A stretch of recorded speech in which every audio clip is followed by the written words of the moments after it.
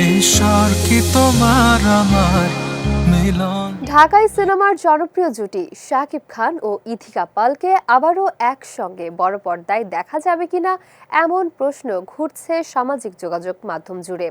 আর এই নতুন জল্পনার সূচনা হয়েছে ইথিকা পালের ফেসবুক কভার ছবি পরিবর্তনকে কেন্দ্র করে। সম্প্রতি ফেসবুক পেজের কভার ছবি বদলে প্রিয়তমা সিনেমায় শাকিব খানের সঙ্গে থাকা পোস্টারটি ব্যবহার করেন ইথিকা পাল।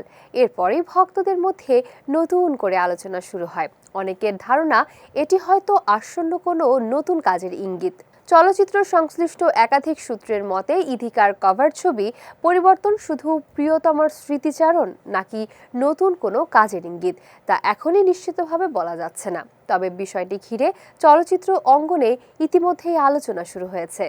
এর আগে পরিচালক মেহেদী হাসান হৃদয়ের নতুন সিনেমার ঘোষণা আসার পর থেকেই গুঞ্জন ছিল এতে শাকিব খানের বিপরীতে দেখা যেতে পারে ইথিকা পালকে। যদিও নির্মাতা বা প্রযোজনা প্রতিষ্ঠান এ বিষয়ে আনুষ্ঠানিক কোনো ঘোষণা দেয়নি, তবু বিষয়টি নিয়ে আলোচনা থামেনি। প্রিয়তমার পোস্টার কভার ছবি হিসেবে ব্যবহারের পর শাকিব ইথিকা জুটিকে ঘিরে জল্পনা আরও বেড়েছে। সামাজিক মাধ্যমে অনেকেই জনপ্রিয় এই জুটিকে আবারও বড় পর্দায় দেখতে চাওয়ার কথা জানাচ্ছেন। চলচ্চিত্র সংশ্লিষ্ট একটি সূত্রও জানিয়েছে শাকিব খানকে নিয়ে কয়েকটি নতুন সিনেমার পরিকল্পনায় ইথিকা পালের নাম আলোচনায় আছে, তবে এখনো কোনো চুক্তি বা আনুষ্ঠানিক ঘোষণা আসেনি।